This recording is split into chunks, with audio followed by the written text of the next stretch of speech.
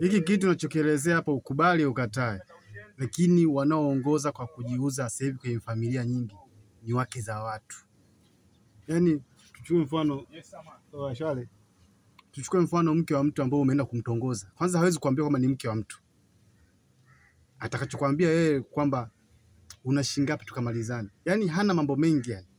Na huyo pia ni mke wa mtu kabisa, ambaye huwezi kumjua ni mke wa mtu, lakini baadaye ukishadate naye ndio unakuja kujua kwamba huyu mke wa fulani bwana, huyu mke wa fulani, lakini tayari ashafanya mambo yake. Na wanaongoza kwa kuchepuka sana sasa hivi ni wake za watu, tofauti na wanaume.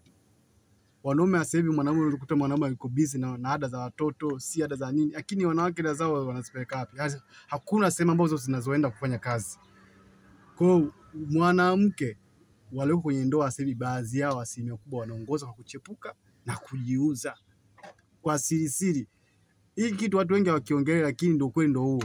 Ukubali ukatae, utajua mwenyewe.